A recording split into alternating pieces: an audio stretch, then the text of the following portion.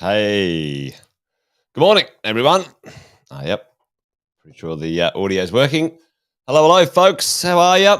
Hey, thanks for joining me for another Wealth Coffee Chat. Was MIA later or last week? Was down in Sydney doing a little bit of something, a little course, keeping myself up to speed with the latest and greatest info and information. Hopefully you didn't miss me too much, but welcome back, folks. Good to see you. A few of you on already, which is awesome. Brendan. There we go. Morning. Luke. Yeah, time zone. Hey, daylight savings. We're back in the house. Well, there you go. Gone back, gone forward. Who knows? I get a little bit disorientated, but what I do is stick to the old 8:10-ish here in Queensland, and we'll see how we go. Hopefully it's not too early for the rest of you. And we're back on Eastern Standard Time. Yes, we are. Good morning to Tim and Shashank all the way from Adelaide. Oh, there's Beck there. There's Gemma. There's Sean. There's a few of you. Hey, good morning. Great to see you. Welcome to another Wealth Coffee Chat. If you didn't already know, I'll do some quick intros while things are warming up. Jason Witten's my name. Most of you know that. But if you're new, if you're popping by, if you're, if you found us somehow, you might be part of our mentoring and coaching program. You might be new to the mix. Let us know. Give us a shout out in the chat. Tell me where you are. Tell us what you're doing. Tell us where you're coming in from today. This wonderful, marvelous Monday. Hey, morning, Andrew. Hope you're well, mate. Good to see you. Well, listen, folks. Interesting times, as always. I think that's the kind of the saying of the decade, really, isn't it? Interesting times, interesting times. The 2020s. The 2020s. What will the 2020s be known for? That's pretty interesting. COVID, for sure. Early days. But listen, for all of us as property investors, what is going on out there? What is happening in the world of property investing? Well, for many people, it's a moment. It's a moment of uncertainty. Well, I think that's kind of true most times, but my conversation today is with you guys to talk about properties and property incomes and why I believe nearly all of it, if you buy it well, will be positive cash flow. Calling it the dumb ages. I love it, Jeff. I love it. And why? Why do I think everything's going to be positive cash flow? Well, I'm going to explain in a minute, but let's have a look at this. Let's have a look at what is going on out there in the world of property investing and do a little bit of a conversation about, let's say, these three pieces. Let's say this is the first 3 years. This is 2020 to 2023. 2020 to 2023. Let's say this is 2024 to 2020. Let's call it 2027. 2027, call that 2028 to 2030 and beyond. Feel like I'm in the old Buzz Lightyear movies. So what's going on? Tell me right now in the 2020 to 2022. There's too many 20s there. To 20 to 22. Tell me in the chat, what happened? What did we all appreciate or if we did own real estate, what did we benefit from, folks? Two things that happened, and the one major one, which often gives us as property investors a real bonus or a real benefit, a real blast off. Interest rates went down, right? Interest rates went down to the lowest in history. Lowest in history. Interest rates went down. Interest rates went down. Then, as they do, things go up, things go down, things go down, things go up. Interest rates have gone back up. So tell me in the chat, in general, what did the interest rates go down to? What was the lowest interest rate that you heard somebody grabbed or received, locked in out there in the marketplace? And maybe you did too. What interest rate did you lock in out there in the marketplace in these very low interest rate times? Put that in there for me, folks. Put it in there. What happened for the investor? Tell me about that. What interest rate? Oh, there we go. Oh, we're down here. I was looking at the wrong spot. Yeah.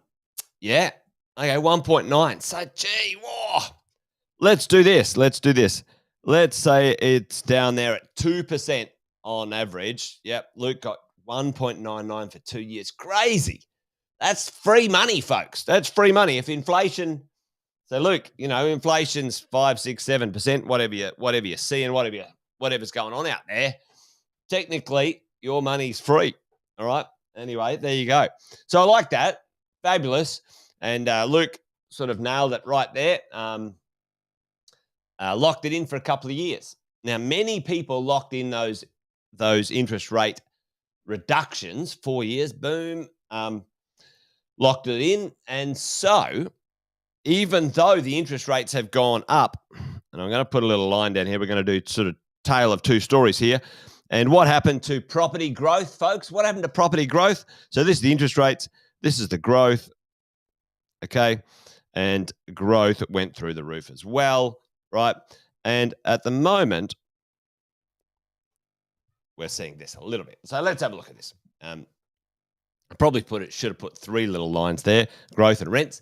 But anyway, you get the gist. You get the picture. What's happened right now is many people locked in low interest rates. And at some point, somewhere around here, maybe 23, we're in 23 now, aren't we? Somewhere around sort of these sections, the interest rate is unlocking. And what has the interest rate gone up to now, folks? If you were to get a loan today, tell me the interest rate in the chat. What's the general gist of it out there in the marketplace that you can get money for? Because the cost of that money has risen, for all sorts of reasons. And what's going on? Tell me in the chat. How much? What's the interest rate now? The tale of two stories. Tale of, two very quick changes. Yeah. And let's put 5% there because that's kind of, gistish, around about that. Around about 5%. Let's call it 5%. Let's call it 6. Whatever we want to call it. Let's call it 5.5. Cut it in the middle. 5.5. I think I'm getting one right now at 4.89 or something like that. So, interest only, 5.8. There you go. All right. So let's have a look at this. So I went from 2 to 5. Now, what is going on out there? What's the conversation? And growth has gone down a little. And at the moment, we'll talk about that in a minute. So growth has gone down a little. The rolling growth, so the compounding growth, has adjusted a small amount in the marketplace. All right, so this is where we are. Interest rates went down, growth went up. Interest rates went up, growth went down a little bit. And how have we netted out in this conversation here? Let's have a look at, the general gist of the rolling market at the moment. Well, we're still up a fair way. Then this is the last sort of bunch of booms in the property market. Let's have a look at the 2020 to 2022 section. In general, the housing upswing, 33% increase. And at the moment, this is as of February, across the board, a 0.09 decrease in the property market. All right, I better put my glasses on. Tell you what, getting a little bit older with the old eyesight's not so great. So why right now do I believe, and let's go back down to my little drawing here. Why right now do I believe that this section of the marketplace, this 2024 to 2027, 28, is going to be an exciting time? Let's talk about the story that is being conversed or talked about right now in the market. And we've been talking about it for a while, team. What's going to happen? What will be happening? There might be one more interest rate rise. We might pause, whatever it might be. But 2024 and beyond, what will be happening to interest rates? Folks, tell me that in the chat. We all know this. It's being predicted and forecasted by, we've aggregated the opinion, and it's being predicted and forecasted by every institution going around. Yes, there's going to be a lot of underlying forces for sure, Alison. And really, at the end of the day, folks, we're talking about the one piece of this. We're talking about the one piece that's holding the market back right now, because we've got increased population, we've got massive demand, we've got no supply, we've got rents going up. There's crazy shit going on, right? Builders going broke, and that's not what today's about. And that's going to cause more problems, but I'll talk about that another time. What's going to happen, folks, is interest rates are going to go down. They're going down, all right? And the forecast is a good 1%, if not more, okay? So let's just say 1%, and let's say the interest rates stay stable for a number of years. And I think that's what will happen. The only reason they went up is to put the inflation, or try to control inflation. So, question mark.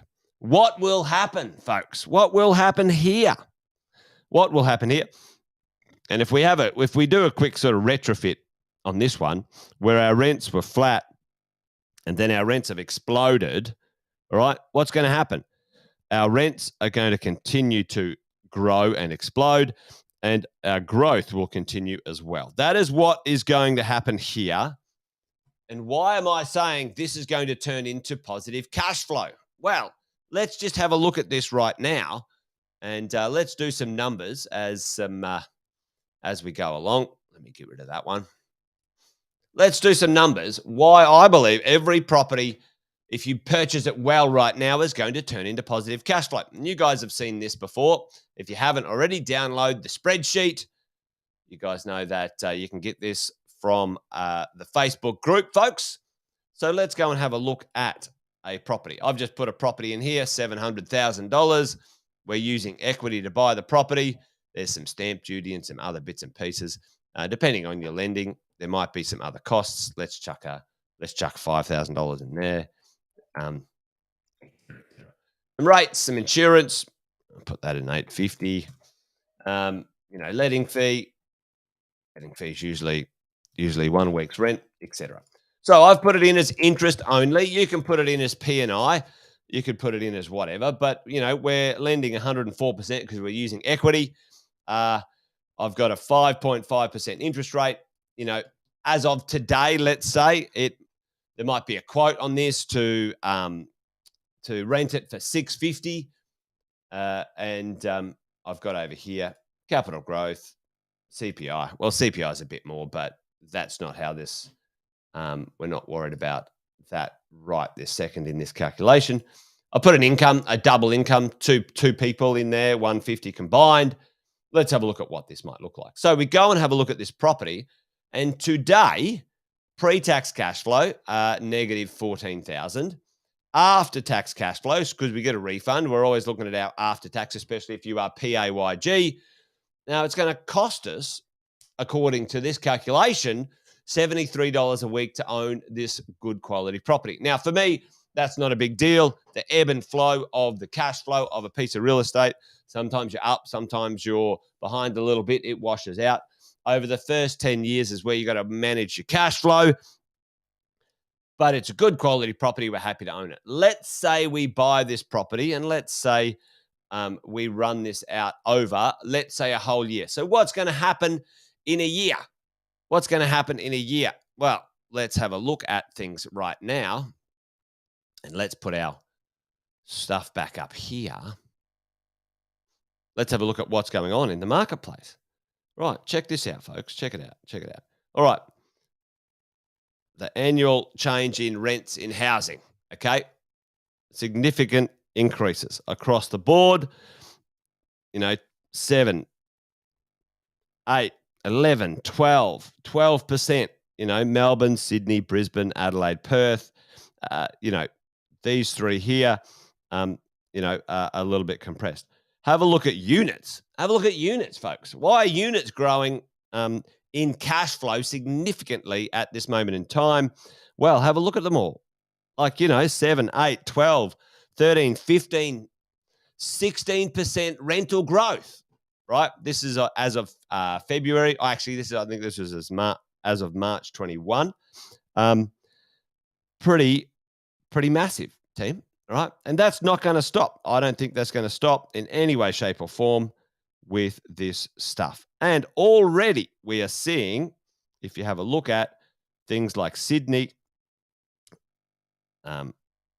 already kicking off in asking prices again, and across the board, asking prices on the average capital city is already moving in positive territory again. Positive territory. Up, up, up. Have a look at units. Units are up. Why? Tell me in the chat, why would units be up? All right, tell me, why are units going gangbusters? Why are units growing at this moment 5 times more than houses? Tell me, what's going on out there, folks? What is happening? All right. Most of you should know this. Most of you should know what is happening because we talk about it all the time. We talk about the idea that there is huge amounts of pressure on the market. It is more demand, the cheaper, because people's ability to borrow and get a mortgage on a house has been eliminated by such high increases in interest rates or drastically reduced. And, housing is more expensive. So there you go. So what's happening? What is going to make this turn into positive cash flow? We had a look at our property here a moment ago. Look at that, -14, -3,000 after tax. Good quality property. I'm happy to own it. I'm not going to buy a piece of crap in Crapsville. I'm going to buy good quality property located in places where there's going to be significant demand for the future. However, let's say in 2 years' time, we get our mojo on. Well, that's easily going to go up $75 a year in rent. No brainer. Folks, there is nothing stopping that going up, okay? Well, before tax, still not positive, but after tax refund, now positive. Rents have gone up. Rents are going to go up. Nearly every property, if purchased well in a good area with demand, is going to turn into positive cash flow before you know it. Well, let's see this interest rate go down. Let's see it go down 1%. You see what I did? I put the rent up and I put the interest rate down. What's that going to do to my cash flow? Well, look at this. Look at this. Pretty close to positive pre-tax. And after tax now, this is pretty well neutral. And after tax, $6,000 positive cash flow after tax in your pocket, folks. That's what we're looking at. So now that was just a rough, quick calculation. You should download this calculator and have a play around with it, right? Because at the end of the day, what is happening right now is that there is an opportunity for you to purchase, and I believe it's already underway. Smart people are already buying properties at the right prices in the right spots, while the majority of Australians are still sitting in fear and ignorance. And I don't say that in a derogative way. They're ignorant of the actual facts that are going on, right? The facts are this. You guys know the facts. Chuck them in the chat. We have a massive population boom going on. Massive. We have no supply. We've had we've had 27 of Australia's largest builders go broke. Folks, there is nothing coming through the pipeline. There's nothing. The government is trying to get some low-cost housing going but I'm going to talk about that on another day. That's absolutely a disaster waiting to happen. The rents are going up, and what's going to happen? Inflation's chilling out. The interest rates will come down, and the property prices and the rents will continue to go. If you leave it a year, 6 months, 2 years, you'll pay $100,000 more for the real estate that you are thinking, who's going to build? That's right, Tim. Who's going to build? There are some builders out there that are doing quite well. However, it's going to take us 5 to 10 years to recover from this disaster. In the meantime, how do we as property investors, how are we going to be positioned on the right side of the ledger to take advantage of it economically for ourselves and, to be honest, help the marketplace? Because the only reason properties are being produced is if investors are buying them, all right, as we go along. Anyway, there you go. Hopefully that makes sense. Interest rates are going to go down, your rents are going to go up, and your properties are going to be positive cash flow. That how you navigate from here, what you buy, how you buy it, well, connect with your coach and get your mojo on, folks. Basically, don't sit on your hands. If you can and you're in that position, then you need to lock it in. And you know what? If you think you're stuck, you should check in with your coach and your finance expert as well, because imagine rents go up, interest rates go down. We did this the other night at mentoring. We calculated that many of you will be, dead right, Nigel, dead right. Off the plan's not a bad way to go if you understand the pros and cons of that type of strategy. I'm a big fan of it. Many people can benefit from that. You can get control of a piece of real estate now, and you can buy it later. Well, you can own it later. Anyway, there you go. All right, folks, run over a little bit today, but we're back on regular time. The programming is back to regular time, and we'll do it again tomorrow, folks. All right. So hope you're well. Hope you're in good spirits wherever you are. So join me tomorrow for another Wealth Coffee chat, and we'll do it again, but differently. All right? That's the drill. All right, folks. Take care. Thanks, Margaret. I like it, Andrew. Don't think, just do it. Get on with it, right? All right, team. That's it. Thanks, Shelley. You guys be awesome. Be well. Remember, this thing's a marathon, not a sprint. We got to buy good quality property. Keep it for as long as you can. Well, I say forever. Buy well, never sell. That's the idea. Folks, listen, property investing is slow. It's a bit cumbersome, but over time, it's like a great wine. The better the real estate, the better the maturity over time you're going to get the benefits from. All right, team, that's it. I'm done. I better go. Let you guys go as well. Join me tomorrow for another one. Till then, take care. Bye for now.